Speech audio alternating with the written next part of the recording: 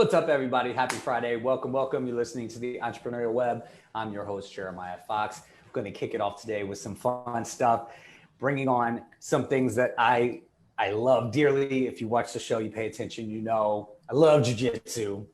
I love business and marketing talk, and I actually like LinkedIn, and that is the common fabric between my guest and myself today. So we're going to shake it up and have a little fun. Ryan Kovac will be joining us shortly. He's been on the show before. We did a full hour a couple months ago talking about jiu-jitsu and business and understanding how to respond to pressure. And jiu-jitsu does a really great job of training one to be prepared for that kind of situation, especially given the shit that's gone down over the last 18 months. Ryan will be joining us shortly from Texas. He's in a meeting right now. But before we bring in my other guest who's appearing for the first time, I'm going to share, in place of the message of the week, the LinkedIn post that kind of sparked this conversation and is why we are here today. It's something that Ryan put up, and it's actually quite funny. I wish you guys could see this, but it was a screenshot of a Twitter post by an MMA fighter named Tanner Bozer. And he said, after I lost to Gagne, my third cousin sent me a Facebook message with a bunch of advice, quote unquote, telling me what I should have done to have won the fight. Anyway, if Ngannou wants to fight, wants to hire him in preparation for the bout with Gagne, his name is Sean and he sells car parts and has never trained. and Ryan just like shared that and said, ever heard an amateur say this is how it should be done? And that just spawned a bunch of funny comments, both comical and serious. But it does bring to light some important things we need to consider as we're as budding entrepreneurs, as business owners in the thick of it. It's always important to bring a certain amount of self-awareness into the mix if you want to really be successful. So with that, we're going to welcome to the show Frank Pepe. I said that right? Yep, said it right. Yeah, I was like, I'm straight up gonna be like Frank Pepe, like Pepe Le Pew. Yeah. Frank Pepe, and you're in Pennsylvania, correct? Yeah, just outside of Philly in the suburbs. So good. So Eastern Standard Time. I think it's not Ryan's lunch break, so he's still in meeting, so he'll be joining us shortly. But this post really sparked some good comments, both comical and kind of serious. We'll dive into that a little bit more when Ryan joins. So just to start, why don't you give us a little bit of background? I know we've gone back and forth and talked about this very moment, hopping on the air and talking about jiu-jitsu. You're yourself trained as well, and you're also in business. So give us just a little background information on yourself for context. Yeah. So I've just recently been getting really involved in LinkedIn in about the last year. I had been on there for a while, but just kind of saw it as this tool to connect with other people and just make great connections. And, obviously, going on your show is a great opportunity. My background's been mostly in training. And before that, I was a teacher. So my big thing is just being in front of people, sharing knowledge and, coming together and connecting. Outside of that, I've been doing jiu-jitsu now for 2 years, and it's completely opened up my world to a different perspective. I'd say personally, my confidence level has gone through the roof. But I also think it's just really interesting. I was always a team sports guy before this. I could have played football and rugby and stuff like that. And now the differences with playing like an individual sport just opens up so much more for me, mental health benefits and just a lot that it's done to kind of expand my world. So that's kind of where the spaces that I'm in. I also do a lot of writing, on my blog too, just kind of for fun. That point you just made about, jiu-jitsu versus like the team sports really ties into that idea of like self-awareness, right? Like you really get to understand yourself a little better when you do something like jiu-jitsu, or like golf is the same way. I'm not by any means a good golfer, but I've played probably like 100 rounds or something like that. And you're just like, damn, I suck. There's no team to like you have to hold the responsibility for your own actions. And you're like, this is awful. When guys are like, yeah, I did I shot like 78, 79. I'm like, yeah, me too. On the front nine, I did it's like, I'm just like doubling everybody else's score. And jiu-jitsu offers that regularly. And I think that's really important. Like if you're a teacher, like really understanding the boundaries of what you can really offer somebody. Because especially if you're working with kids, like, man, they can sniff out your bullshit real quick. They're like, this guy has no idea what he's talking about, you know, and you want to be credible. Like I think no matter what your goal is, whatever you're trying to accomplish, because I work with people that are in nonprofits, so they're not trying to like be an entrepreneur necessarily, or like, you know, start their own business. They just have this dream and this goal and they want to facilitate it. And I really think people's participation in what you are trying to pull off comes down to trust. And when they can sense that you're a real dude, you're like, okay, this is what I'm capable of. This is what I'm not capable of. This is what I'd like to accomplish. Let's give it a try. I feel like you get a lot more trust from people, which encourages long-term commitment versus short-term, where it's like, oh, I'm with this guy for a little bit. And then if you're in training, it's constant. It's like a meat grinder, man. And you're just like, can we just settle on like a group of people? It's really hard to get anything done that way, right? Well, that's funny you bring up trust, because I was thinking about that the other night when I was at jiu-jitsu. I was just talking to my mom about jiu-jitsu, and she's like, how do you know that someone's not just going to go rogue and like intentionally hurt you, especially if they're tying you up, right?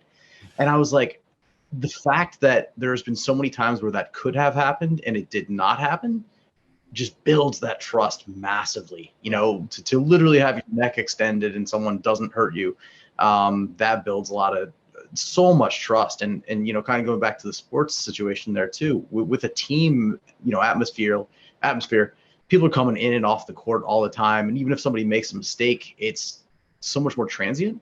Mm-hmm. And then I think with jiu-jitsu, it's just so much more permanent, so much more obvious that here's me literally sticking my neck out, giving you the opportunity to hurt me, and you're not, you know? Yeah. And I think that kind of translates to business too, where, you know, we're all taking up each other's time when we're networking, right? I'm showing to X person that I'm spending time with that, you know, I don't have this time booked up otherwise. And I'm hoping that it's a good interaction. And same thing for them. We're you know, trying to do what we can to build value for each other and help each other grow our businesses, and, you know, do something that we can actually, you know, make money off of or benefit from. Right. Like I was saying, it doesn't have to be monetarily based. It's like, it's just about like value and the benefit. So, you know, I had the fortune my first several years of training to train under a black belt that was like really hyper focused on that. On like, it's funny because I've been in business for a long time, and I didn't understand these concepts of like value and benefit and leverage. And I would hear the terms in like podcasts or reading business, you know, articles or whatever. And I'm like, I kind of don't know what they mean, but I wouldn't throw those terms around in conversation, because I have no fucking idea what it means. But I learned it through jiu-jitsu. And I don't know if this guy knows it, but he taught me so much about business. I mean, he owned his own school, so he had some understanding of it. But one of the conversations that came up, the place had, you know, Muay Thai and Jiu-Jitsu as a lot of places do, you know, and we noticed the turnover in Muay Thai was really high. Like, people would come in maybe for 6 months and then they were out. Often people were there for less than that. You know, it was definitely like easier to access early on. You could see it, you could watch it, and you were like, okay, I can execute some of these things. Where you're looking at grappling and you're like, I don't know what, there's just like people rolling around on the ground, you know? And an interesting part about why people, you know, he pointed out why people stick with jiu-jitsu, and it really becomes like a cultural thing in their life. They're like, oh, I am jiu-jitsu now. You know, you hear a lot of guys say that, like jiu-jitsu. There's a guy on LinkedIn. He's also got a Instagram handle called Jiu-Jitsu Saved My Life. And it's really great. And both of his accounts are awesome, but yeah, that kind of mentality where it just like takes over.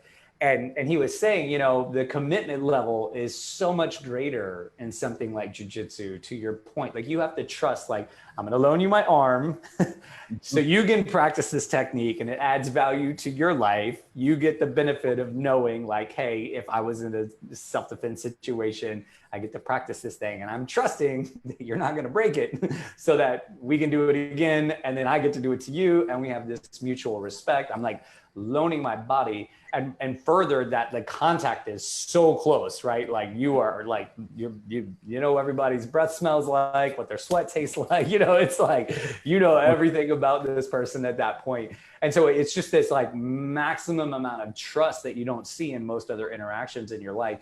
And he was saying that's why the commitment level is so high, because people, once they like do it, they're like, yes. And it's like, to answer your mom's question, it's like you create those bonds with those people and you don't have to speak about it anymore. You know, you like walk in the room and you're like, I know with like these 27 people, I will be safe. You know, if there's an injury, it's going to be an accident. Accidents happen, you know, but it's not going to be like some ballistic ape shit movement and some guy ripped your, you know, snapped your neck or ripped your arm or whatever. I'm always like now looking for ways to mirror that, as you said, you know, in like business or whatever the other goals that we're trying to accomplish in life are. And it just, I think it goes so much farther. When Ryan joins, like he'll really pipe in terms of like how that applies to marketing, because that's like the thing that he does. And he really takes those, he is a black belt. So he's really got that mentality and applies it to there. I'm wondering if you can cite like within your own occupation right now, like ways that that those concepts, like those more philosophical concepts of jiu-jitsu have helped you be better at what you're doing now.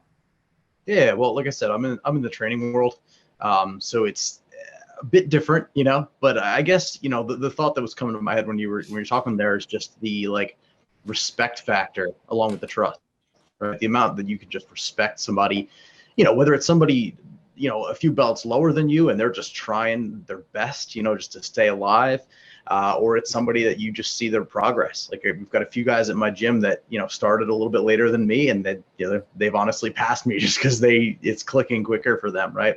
Yeah. So there's just that respect factor that you get from different types of people when, you know, you might know that you can tap them out 10 times in a round, but you just see them keep getting up and getting after it. There's just so much respect there. And I guess the way that ties for me to training is, you know, especially in the world of training that I've done, and then back to teaching too, you know, people don't always pick up on content quickly. People don't always learn material quickly. And sometimes you just have to keep trying different approaches. And the ones that are able to, you know, persevere, right? Just like in jiu-jitsu, are the ones that, you know, even if they don't understand it initially, they're willing to try and they're willing to put in the effort to learn it. They're willing to put in the effort to, you know, improve whatever it is that they're doing. You know, I think that directly correlates between the two.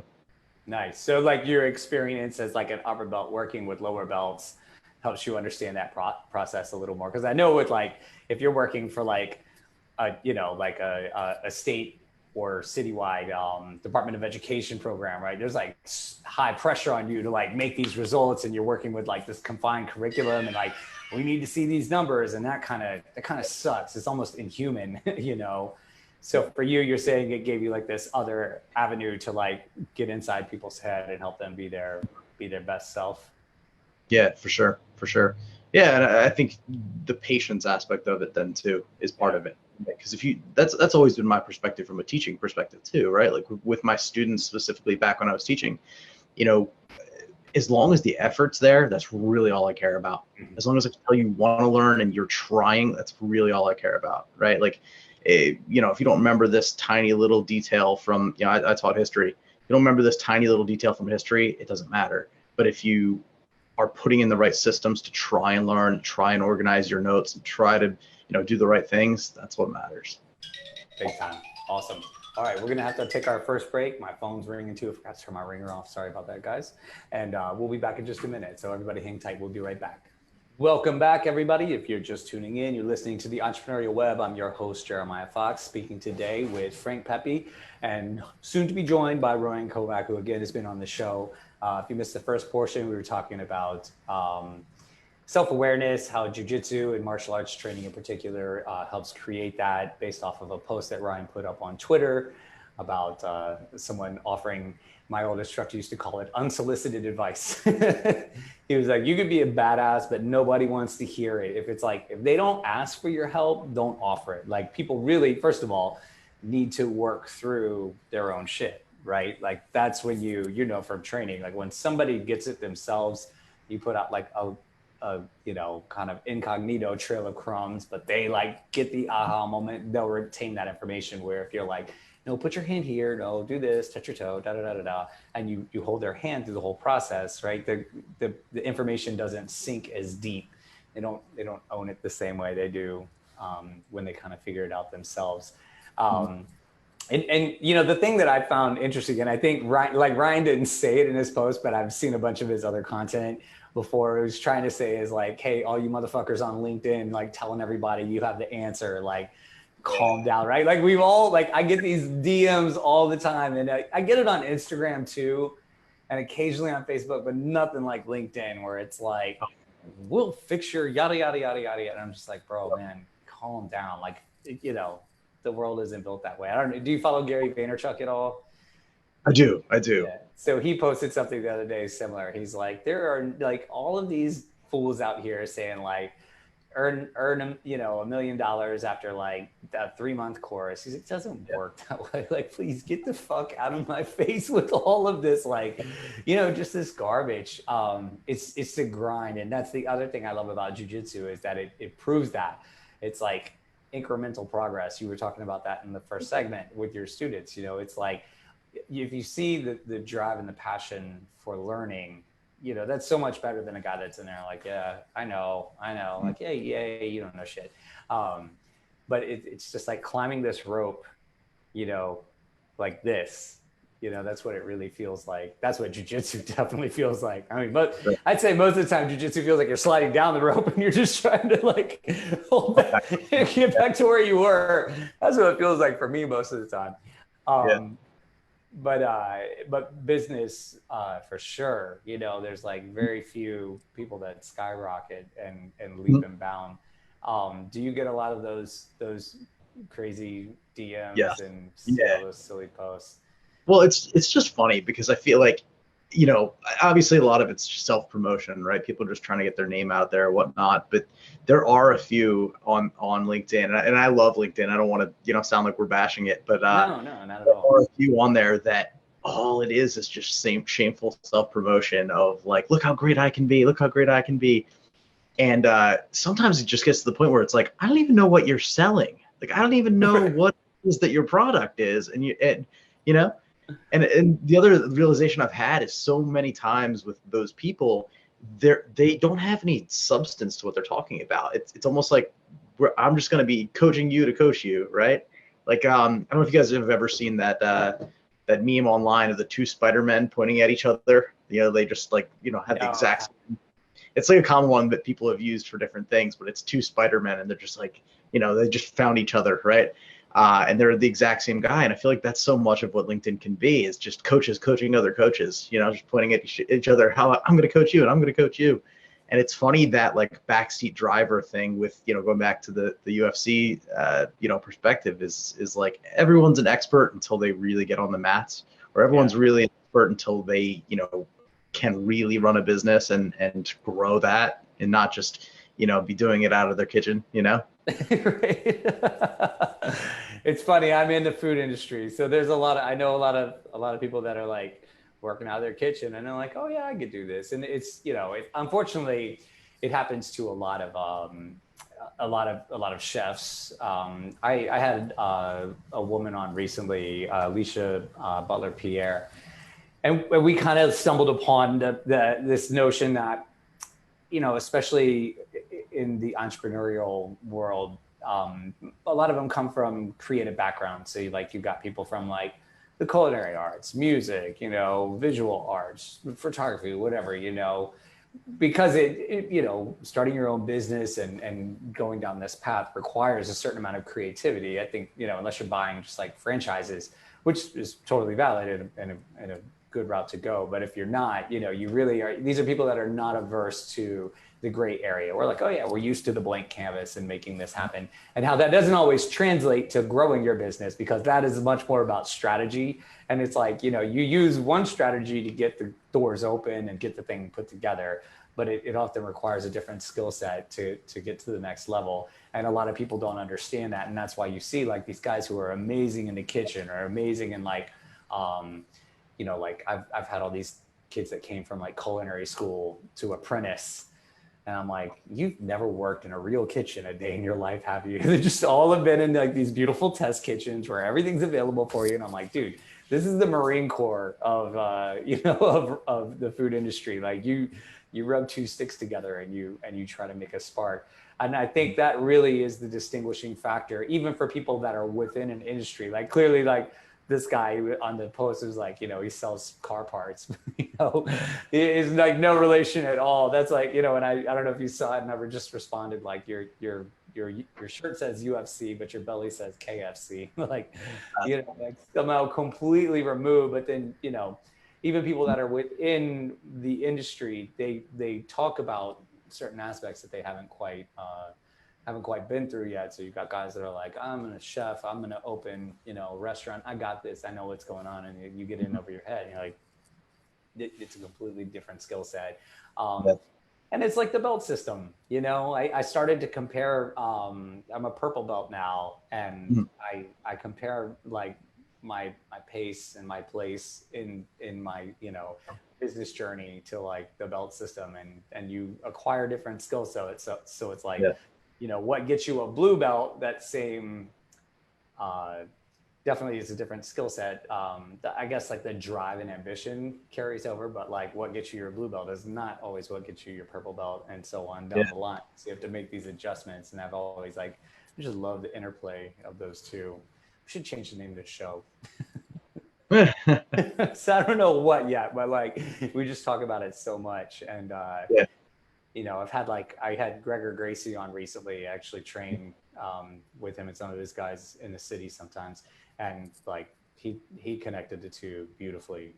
Just business, jiu-jitsu, it all. It's just all, both are a reflection of life in a way. Yeah. Right. Yeah. Because I mean, kind of like we were saying before, just like the coming back from negative circumstances or whatnot. Like, for me, the biggest thing that I think I love about jiu-jitsu is when I come home from like a really rough day of work and I have all these worries spinning around my head about, my daily life or about job, any of that kind of stuff. And then you go to jiu-jitsu and there's a 250 pound guy trying to choke the hell out of you. A lot of those problems go right out the window, right? And it's such a great mental health thing. And there's been so many times where before class, I'm like, I don't know if I want to go. I don't know if I want to go because I'm thinking about all the worries that are going on in my mind and whatnot. And then I go, and invariably, every time I come home from the gym, I might be banged up and a little tired, but every time I come out, I'm like, I'm so glad I did that. I feel so much better. And those worries are just gone. They're just gone because your sole focus is in the moment and trying not to get squished, Yeah. And it's just a great reset. It's like, it's not that the situation has gone away, but your perspective on it changes. Gregor talked about that on his show. He was like, it's one thing to go running or like go lift weights, but there's no dynamic problem solving. So it's very easy to just continue to focus on that thing. And in your own head, like nothing has changed. You're still like, you're working out, you're getting some endorphins going, but like you're still able to just stay stuck in your previous mental state than from when you started training, and you still could have like anxiety about the situation. And like, but jiu-jitsu is totally different because like you said, inevitably there's going to be that big guy or that better guy. And you're just like, all you can do, you can't have your phone. When you're running, you could stop to take a call and be like, oh shit, this situation is still happening. Or you can be checking your phone in between sets while you're lifting weights on the mat. Sometimes you can't even have water. And it's just like, serious. Yeah. Like, this is so serious. And you come out and you're like, what was that thing that I was thinking about? Not a problem anymore. Yeah. Well, and that's the funny thing too, with jiu-jitsu, and I guess with business as well, is, you'll find yourself in a bad spot and make a move to try and get out of it. And you might find yourself in an even worse spot, or you might find yourself in another bad spot that so I haven't mastered yet the ability to think 3 steps ahead in jiu-jitsu. I know that's probably coming down the pipeline for me. We all hope, right? But it's the same thing as it pertains to business, right? If you're taking an approach to one aspect of what you do, and then you're like, all right, this is how I'm going to avoid that problem or correct the problem for the next time, you might end yourself up in a completely different problem that may even be worse, right? So that's something that has occurred a lot for me recently. Is sometimes making a move, might even put you in a worse spot. So you got to really be calculated and have the strategy down and know what you're doing. And you said it earlier, like patience is one of the big things you learn. And that's what I think more than anything prevents that knee-jerk response where you're like, okay, this is an uncomfortable situation. But earlier today, I was in an uncomfortable situation too. This guy's knee was on my sternum and I was like, I know if I move this way, it's going to get worse. If I move that way, we're done. But like you stop and you take your time to think. And then if you practice that muscle enough, I think it will definitely show up. In other, not just in business, personal relationships and things. And the point, again, is just like maximizing the benefit, reaping the value, like really like, okay, this is valuable. And then being able to share that. Mm-hmm. And I think you just made me think, if we have a second. Yeah, go for it. Yeah, you just made me think. I think we had commented back and forth once, and I said something like, escaping neon belly has, for me. So I don't know how much your listeners are familiar with, the details of jiu-jitsu. A lot of them are. A lot of them know what you mean by that. I had this realization probably about a year into my jiu-jitsu journey where I started to realize that like being stuck in a bad position doesn't always mean that you need to just panic and spaz, right? Like we always talk about the people who spaz on the mat.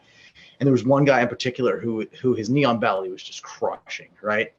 And I would just kind of spaz and freak out to try and get out of that position, right? Because it sucked, right? And then I realized that if I can hold it and just be patient and take my time and wait for him to make the mistake, I knew how to exploit it, right? So I learned to get comfortable in that sucky, uncomfortable state and then wait for them to screw up. And then that's just something I think from an overall perspective just taught me a lot. Sometimes you just got to stick in the suck, and sometimes you just have to be there and wait for the clouds to open up, and then you've got the sunshine.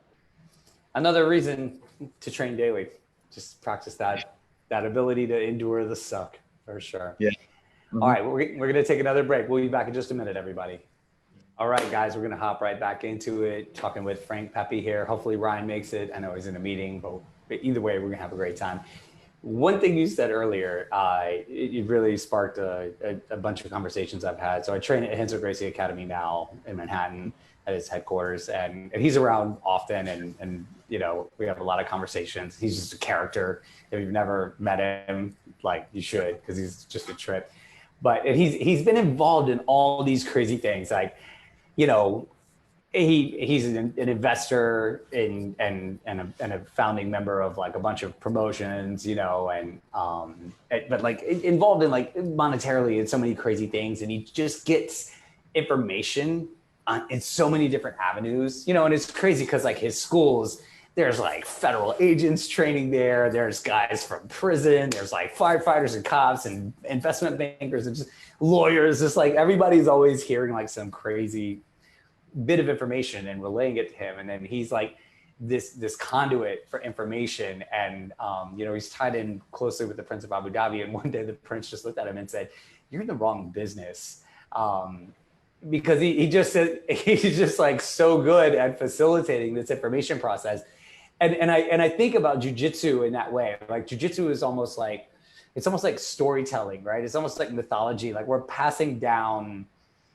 like generations and generations and generations of information through movement and through technique, and at a certain point you don't even have to speak anymore, and it's like, wow, that was really crazy.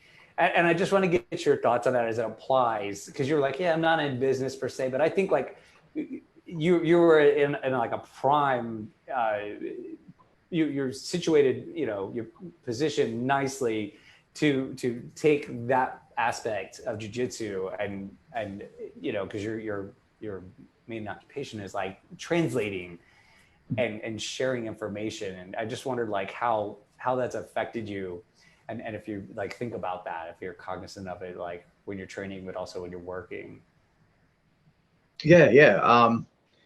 I don't know. I guess I just think like there's when you're talking about the beginning of that, about everything we've mentioned about being right up against somebody and battling with them and all that. The thing that I've thought about a lot is like the primal instincts that come out with training, right? Like how, essentially we've evolved, right? And we have come a long way from being the animals and the people that have run outside hunting and you're using all of our adrenaline.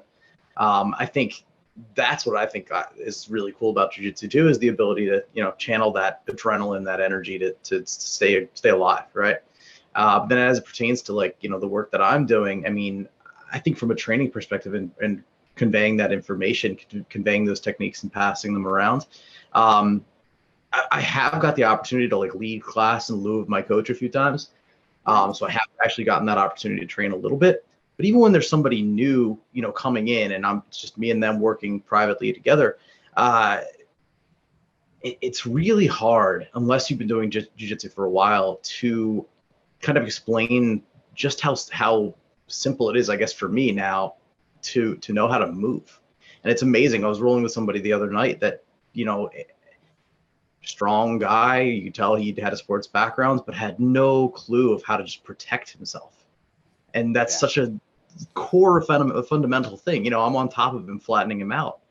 And there's just no movement of the lower body, no movement of the hips. It was almost just like he just was paralyzed and frozen and, had him in side control. And it's just funny how that is just a spot for people. So I just, as I'm fighting him, I'm like, move your hips, move your hips, move your hips. And I'm just trying to quickly tell him like the little bits of information just to keep him going, right? So I even had something to do. So I think the more that we can use that, in a training format, and then also, in our sports or whatever lives we're in, the more that we can just transmit that information quickly to people, to get them to know like what are the fundamental core things they need just so that they can operate every day, or in this case, like stay alive, right? Those are the things that are cool. It's funny you mentioned that, because I'm working with this like much larger black belt lately. I don't know why, like, they just asked me to train, and I'm like, I mean, I don't know if it's an insult or a compliment. I'm like, am I just everybody's restaurant? And they're like, yeah, you could come over here. They just kind of pass me around. Yeah. And like this one guy, he's large and he's good, and he gets on top of me, man, and I just can't move. And it's funny, like I need the reminder. Like I know that, is like the technique, that's the appropriate response, but he just smothers me. And I just like want to give up. I'm just like, I'm a tap from just like mount, you know what I mean? I'm like, this is, it's like almost embarrassing, So even along the way, I need that reminder where he was like, so you're trying to shrimp, but your feet aren't touching the floor. And I was like, really? Like I was under so much pressure. I didn't even realize that. And he was cool. He was patient with me. And like what I'm getting from him now is like, we worked together several times. And now he's starting to offer me like little pointers like that each time. And I'm like, okay, maybe he does like me. Maybe he does want to see me get my black belt. Maybe I'm not just like the ball and he's the cat and he's just like smacking me around. But like, it could definitely feel that way sometimes. So you go ahead. What were you going to say? I was just saying that makes it better for me, like that makes it better when I have somebody that I can actually kind of compete with. We had this weird movement for a while at the gym that I train at where for probably about a year, it was just the same 5 or 6 of us showing up. And then boom, out of nowhere, we had like 6 or 7 new people. And when those 6 or 7 new people showed up, for a while there, it was, almost kind of tough because there's so many restaurants, right?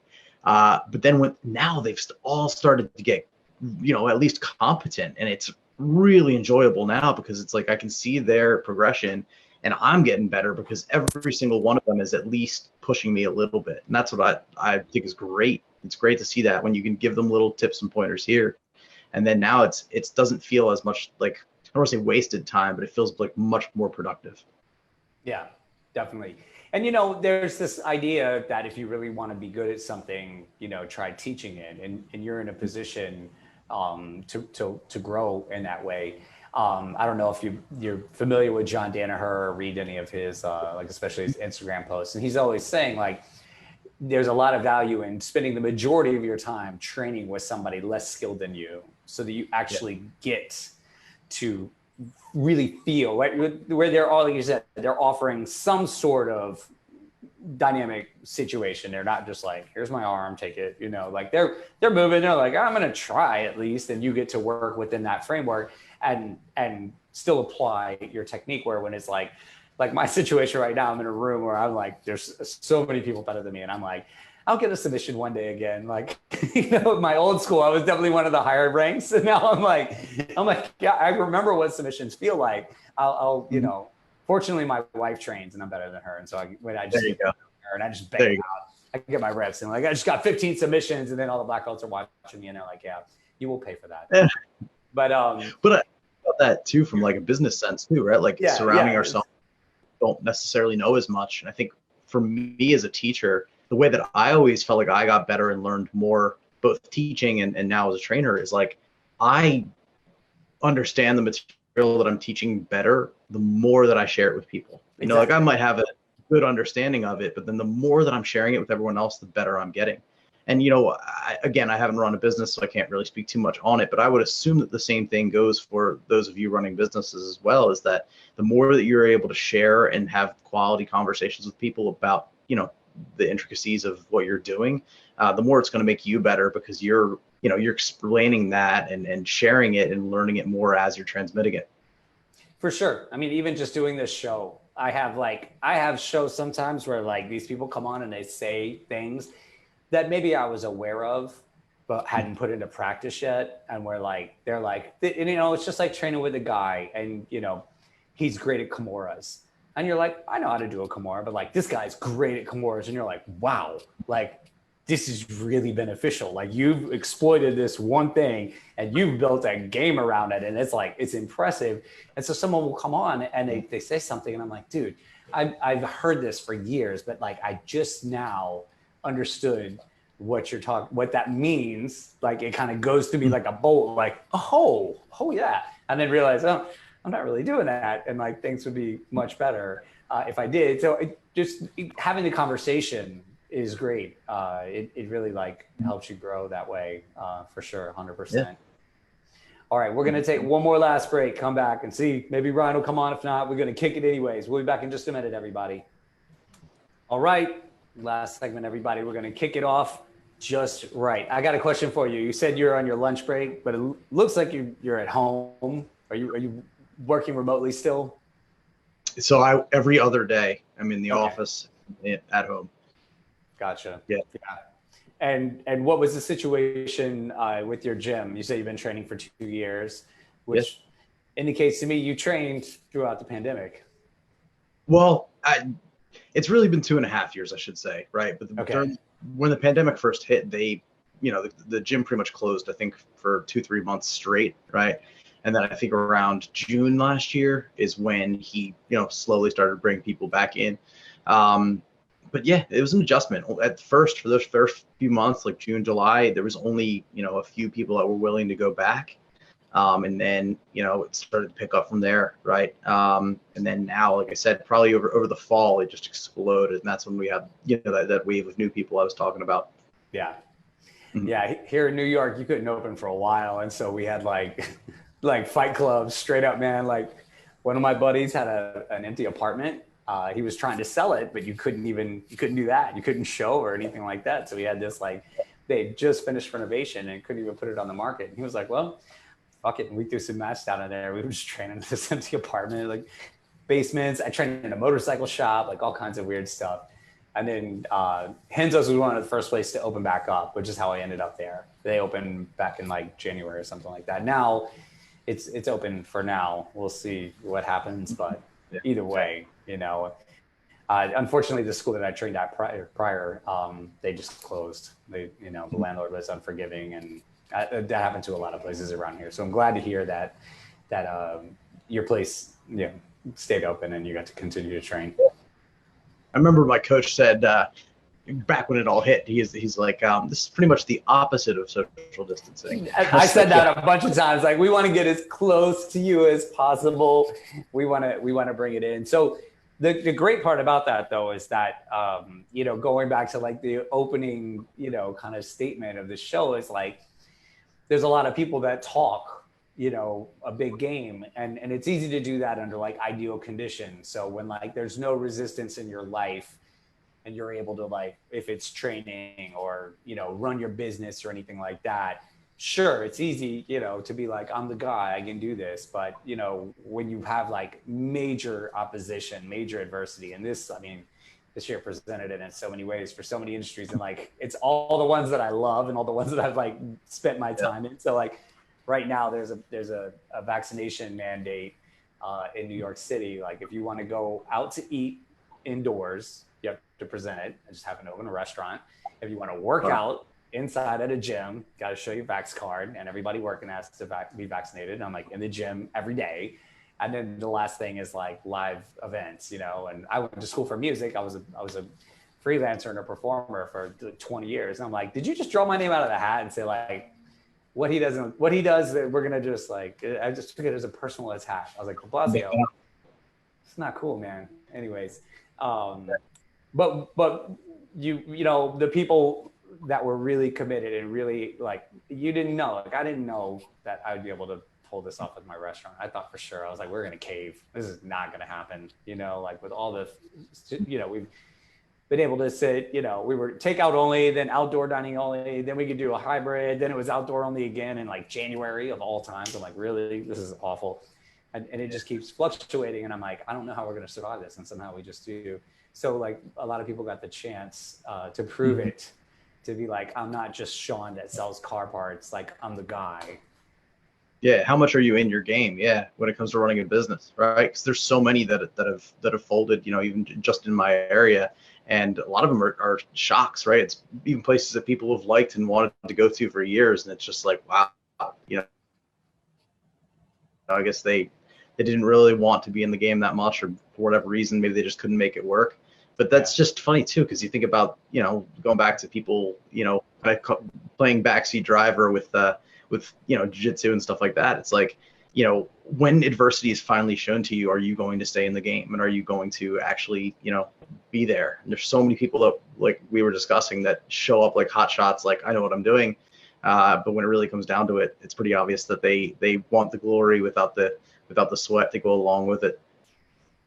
Yeah, I mean, I've been injured a few times, and I like always have trained through injuries, and I think that's a good indicator with people when a guy's like, "Oh, I hurt my knee, I got to take some time off," and I'm like, "All right." And I'm like, I blew my knee out, and I was like, I took a couple days off, and then I just did like basic class and worked with like kids, you know. But I was like, gotta stay in it, man, because it's too easy once you know what we're seeing right now with like the, you know, the recent mandates and executive orders and such, that places are shutting down once again. They're like afraid. And what I saw, this was like industry specific with restaurants, is like if a place shuts down, even temporarily, one time, they're like, whatever, they're like something like 70% likely to reopen. Like most places can weather that storm. If Having a little bit of a hard time hearing you, Jeremiah. It's breaking up. Yeah, it happens from time to time.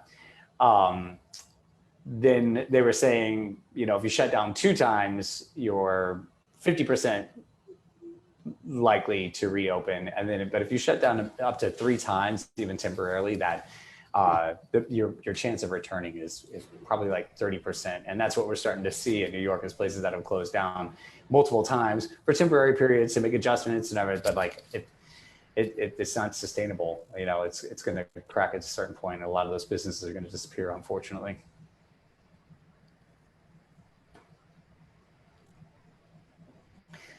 I'm having a little bit of a hard hearing. Yeah, I know you were just talking. My feed is a little bit, so I'm a little bit, but you know, it's okay, man. Just next time, pay your bill before we start the show. That same topic, it's just it's tougher when you have to face those adversities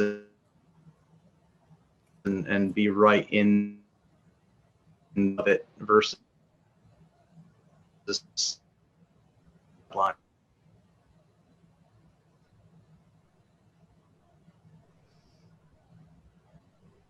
You know,